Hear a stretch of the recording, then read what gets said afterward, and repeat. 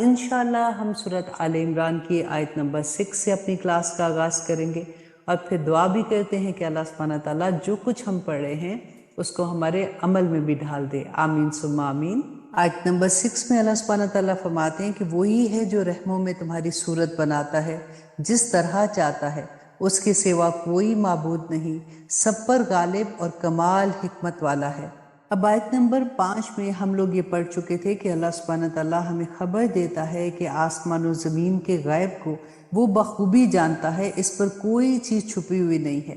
और इस आया में अल्लाह सुब्हानहू तआला फरमाते हैं कि वो तुमको तुम्हारी माँ के पेट में सूरतें अता फरमाता है जिस तरह चाहता है, अच्छी या बुरी, इसके सिवा इबादत के कोई लायक नहीं है। वो गालिब है, हिकमत वाला है, जबकि सिर्फ उसी एक ने तुमको पैदा किया और उसी एक ने तुम्हें बनाया है। और फिर इबादत दूसरे की क्यों करोगे? वो लाजवाल इज्जतों वाला है, गैर फानी हिकमतों वाला है। इस आया में इशारा है कि हज़रत ईसा अलैहिस्सलाम भी अल्लाह सुब्हानहू तआला ही के पैदा किए हुए हैं और उसी की चौखट पर झुकते भी हैं जिस तरह तमाम इंसान झुकते हैं। इन्हीं इंसानों में एक आप भी हैं, मतलब एक हज़रत ईसा भी हैं जो कि अपनी माँ के पेट से ही पैदा किए गए और अल्लाह के पैदा करने से पैदा हुए। फिर अल्लाह कैसे बन गए, जैसा कि नसारा ने समझ रखा है। और अब यहाँ आयत नंबर 7 में अल्लाह सुब्हानहू तआला फरमाते हैं कि हुवल्लज़ी अंज़ला अलैकल किताबा, कि वही तो है जिसने तुम पर किताब उतारी जिसमें वाज़े मजबूत आयात हैं जो असल किताब हैं, और बाज़ मुतशाबे आयात भी हैं। बस जिनके दिलों में कजी है तो वो इसकी मुतशाबे आयतों के पीछे लग जाते हैं, फितने की तलब और इसकी मुराद की जुस्तजू के लिए। इसकी हकीकी मुराद को अल्लाह सुब्हानहू तआला के सिवा कोई नहीं जानता। पुख्ता और मजबूत इल्म वाले भी यही कहते हैं कि हम तो इस पर ईमान ला चुके, ये सब हमारे रब की तरफ से है और नसीहत तो सिर्फ अक्लमंद ही हासिल करते हैं। अब इस आयत में अल्लाह सुब्हानहू तआला फरमाते हैं कि कुरान में ऐसी आयात भी हैं जिनका बयान बिल्कुल वाज़े, बिल्कुल साफ और सीधा है। हर शख्स इसका मतलब जो है वो आसानी से समझ सकता है, लेकिन बाज़ आयात ऐसी हैं जिनके मतलब तक अमूमन ज़हन रसाई नहीं कर सकता। इस आया में अल्लाह सुब्हानहू तआला ने फरमाया कि बाज़ मुहकम आयात हैं और बाज़ मुतशाबे हैं। तो मुहकमात से मुराद वो आयात हैं जिनका मफहूम बिल्कुल वाज़े है, इनमें किसी किस्म की तावील की गुंजाइश नहीं। इनको उम्मुल किताब करार दिया गया, यानी असल और बुनियाद। इन्हीं आयात में लोगों को दीन की तरफ दावत दी गई और इन्हीं में दीन के बुनियादी अकायद, इबादात और अहकामात बयान किए गए हैं। कुरान मजीद में नसीहतें और इबरतें भी इन्हीं में शामिल हैं।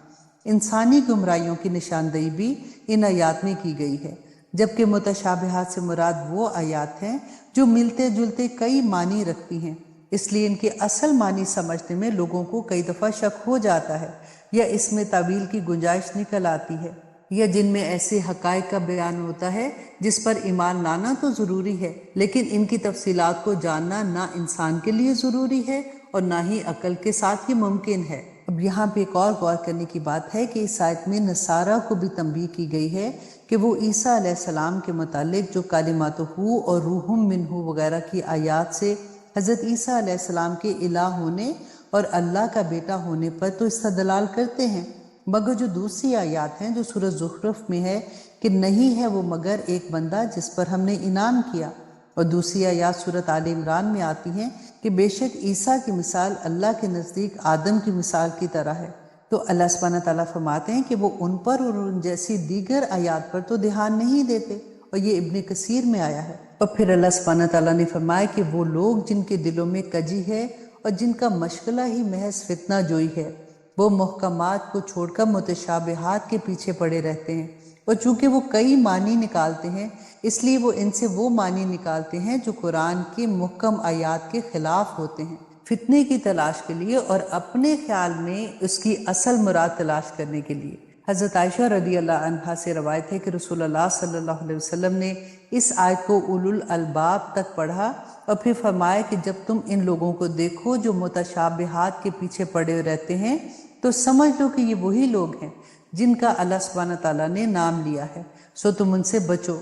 रसूलुल्लाह सल्लल्लाहु अलैहि वसल्लम ने फरमाया कि कुरान में झगड़ना कुफर है, बस ज़रूरी है कि कुरान का जो हिस्सा मुहकम है اس پر عمل کیا جائے، اور جو متشابہات میں آتا ہے اس پر جوں کا تو ایمان رکھا جائے۔ اور پھر اللہ سبحانہ تعالیٰ فرماتے ہیں کہ وَمَا يَعْلَمُ تَأْوِيلَهُ إِلَّا اللَّهُ، یعنی متشابہات کی اصل مراد اللہ کے سوا کوئی نہیں جانتا۔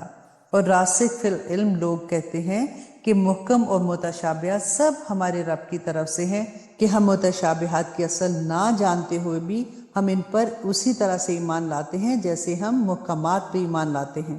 اب پھر اللہ سبحانہ تعالیٰ نے فرمایا کہ وَمَا يَذَّكَّرُ إِلَّا أُولُو الْأَلْبَابِ، الباب جو ہے یہ لبن کی جمع ہے، جس کے معنی یہ ہے کہ خالص عقل، وہ عقل جس میں خواہش پرستی نہ ہو، بدعت یا شرک کی آمیزش نہ ہو۔ جس عقل میں خواہش پرستی، بدعت یا شرک کی آمیزش ہو وہ لبن نہیں کہلاتی ہے۔ مقصد یہ ہے کہ متشابہ کی اصل معنی تک رسائی کی توفیق اہل علم کو بھی ہوتی ہے، مگر صرف ان اہل علم کو جن کی عقل ہر قسم کی خواہش پرستی، بدعت اور شرک سے پاک ہو۔ حدیث میں ہے کہ رسول اللہ صلی اللہ علیہ وسلم نے ابن عباس رضی اللہ عنہما کے لیے دعا فرمائی تھی کہ اے اللہ انہیں دین کی سمجھ عطا فرما اور اسے تعویل کا علم عطا فرما۔ یہ مسند احمد کی حدیث ہے۔ اس سے معلوم ہوا کہ تعویل کا علم راسخ فی العلم لوگوں کو بھی ہوتا ہے۔ رافع بن جزیر رحمہ اللہ علیہ کہتے ہیں کہ راسخ فی العلم وہ لوگ ہیں جو متواضع ہوں، جو عاجزی کرنے والے ہوں، رب کی رضا کے طالب ہوں، اپنے بڑوں کی عزت کرنے والے اور اپنے چھوٹوں کو حقیر نہ جاننے والے ہوں۔ پھر فرمایا کہ یہ وہ لوگ ہیں جو دعا کرتے ہیں کہ اے ہمارے رب، کہ ہمارے دلوں کو جبکہ تو نے ہدایت پر جما دیا ہے انہیں ان لوگوں کے دلوں کی طرح نہ کر جو متشابہات کے پیچھے پڑ کر خراب ہو جاتے ہیں، بلکہ ہمیں اپنی سیدھی راہ پر قائم رکھ اور اپنے مضبوط دین پر دائم رکھ، اور ہم پر اپنی رحمت نازل فرما اور ہمارے دلوں کو جما دے، ہماری پراگندگی کو دور کر دے اور ہمارے ایمان و یقین کو بڑھا کر بہت بڑا کر دے۔ رسول اللہ صلی اللہ علیہ وسلم یہ دعا مانگا کرتے تھے، یا مقلب القلوب ثبت قلبی علی دینک، اے دلوں کو پھیرنے والے میرے دل کو اپنے دین پر جما کر رکھ۔ اور پھر یہ بھی دعا کرتے تھے کہ ربنا لا تزغ قلوبنا بعد اذ ہدیتنا۔ ایک اور حدیث میں آتا ہے کہ آپ صلی اللہ علیہ وسلم بکثرت یہ دعا پڑھا کرتے تھے، اللہم مقلب القلوب ثبت قلبی علی دینک۔ حضرت اسماء رضی اللہ عنہا نے ایک دن رسول اللہ صلی اللہ علیہ وسلم سے پوچھا کہ کیا دل بھی الٹ پلٹ ہو جاتے ہیں؟ آپ صلی اللہ علیہ وسلم نے فرمایا کہ ہاں، ہر انسان کا دل اللہ سبحانہ تعالیٰ کی انگلیوں میں 2 انگلیوں کے درمیان ہے، اگر چاہے قائم رکھے اور اگر چاہے تو پھیر دے۔ ہم سب بھی اللہ سبحانہ تعالیٰ سے یہ دعا کرتے ہیں، اے ہمارے رب، ہمارے دلوں کو ہدایت کے بعد ٹیڑھا نہ کرنا اور ہمیں اپنے پاس سے رحمتیں عطا کرنا، آمین ثم آمین۔ اور آیت نمبر 10 میں اللہ سبحانہ تعالیٰ فرماتے ہیں کہ ان الذین کفروا، کہ وہ لوگ جنہوں نے کفر کیا، ان کے مال اور ان کی اولادیں اللہ کے عذابوں سے چھڑانے میں کچھ کام نہیں آئیں گی، تو یہ لوگ وہ ہیں جو جہنم کا ایندھن ہوں گے۔ اللہ اکبر۔ کیونکہ اللہ سبحانہ تعالیٰ یہاں فرماتے ہیں کہ کافر جہنم کی بھٹیاں ہیں اور اس میں جلنے والی لکڑیاں ہیں۔ ان ظالموں کو اس دن کوئی عذر اور کوئی معذرت کام نہیں آئے گی، ان پر لعنت ہے اور ان کے لیے بہت برا گھر ہے۔ ان کے مال اور ان کی اولادیں بھی انہیں کچھ نفع نہیں پہنچا سکیں گی، اللہ کے عذابوں سے نہیں بچا سکیں گی، جیسا کہ سورۃ توبہ میں آئے گا کہ اللہ سبحانہ تعالیٰ فرماتے ہیں فَلَا تُعْجِبْكَ أَمْوَالُهُمْ وَأَوْلَادُهُمْ، کہ ان کے مال اور اولاد تجھے تعجب میں نہ ڈالے۔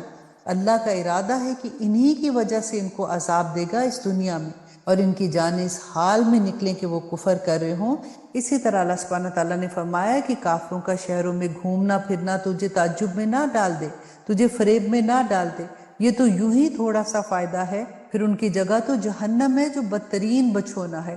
اسی طرح یہاں بھی فرمایا کہ اللہ کی باتوں کو جھٹلانے والے اور اس کے رسولوں کے منکر، اس کی کتاب کے مخالف، اس کی وحی کے نافرمان اپنی اولاد اور اپنے مال سے کوئی بھلائی کی توقع نہ رکھیں، یہ جہنم کی لکڑیاں ہیں جن سے جہنم سلگائی اور بھڑکائی جائے گی، جیسا کہ سورۃ انبیاء میں اللہ سبحانہ تعالیٰ نے فرمایا تم اور تمہارے معبود جہنم کی لکڑیاں ہو۔ اللہ سبحانہ تعالیٰ ہم سب